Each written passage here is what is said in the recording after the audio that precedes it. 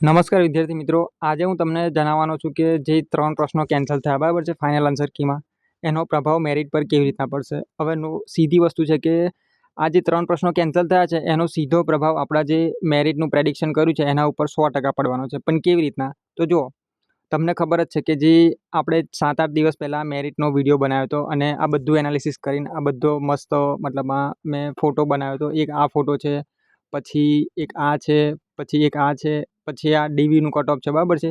એટલે તમારે આ બધા ફોટા જોતા હોય ને તો સૌથી પહેલાં તમારે છે ને આ જે આપણું ગ્રુપ છે પોલીસ લાઈન કરીને, ગુજરાત પોલીસ લાઈન બરાબર છે, તમે આખું આ સર્ચ મારશો ને એટલે તરત જ તમને ટેલિગ્રામ ચેનલ મળી જશે અને એની અંદર તમારે જોઈન થવાનું છે.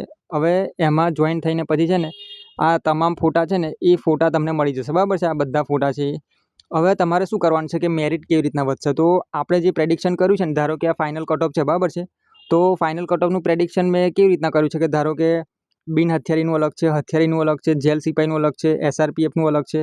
આવી રીતના બધાનું મતલબમાં પોસ્ટ વાઇઝ અલગ અલગ અને પ્લસ મેલ ફિમેલનું અલગ અલગ બધી રીતના મેં કેટેગરી વાઇઝ ડિવાઈડ કર્યું છે બરાબર છે.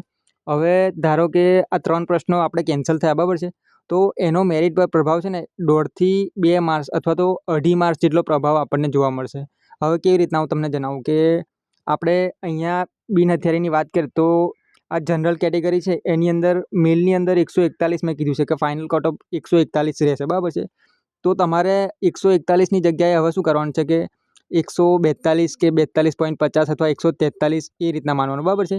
એટલે તમારે 1.5થી 2 માર્ક્સનો વધારો કરવાનો છે બરાબર છે. આવી જ રીતના તમે તમારી કઈ કેટેગરી છે અને કેટલા માર્ક્સ થાય છે એના મુજબ તમે સુધારો વધારો કરી શકો બરાબર છે. હવે આ જો કે મેં પ્રેડિક્શન કરીને બનાવેલું મેરિટ છે. હું તો ભગવાનને એવી જ પ્રાર્થના કરીશ કે આનાથી મેરિટ નીચું જ રહેવું જોઈએ બરાબર છે, કારણ કે જેને મહેનત કરી છે એને નોકરી મળવી જ જોઈએ. પરંતુ આ જે મેં મેરિટ બનાવ્યું છે ને મિત્રો, એ છે ને ઘણા બધા પાસાને ધ્યાનમાં રાખીને બનાવ્યું છે. મતલબમાં મેં 2022-23 વાળી ભરતી, પછી ગઈ વખત જે 2024-25ની લીધી ભરતી, એ બધું ધ્યાનમાં લઈને જો આ બધું છે ને બધું મેં એનાલિસિસ કરીને પછી આ બધું બનાવ્યું છે અને આમાં મને ટાઈમ બી લાગ્યો છે.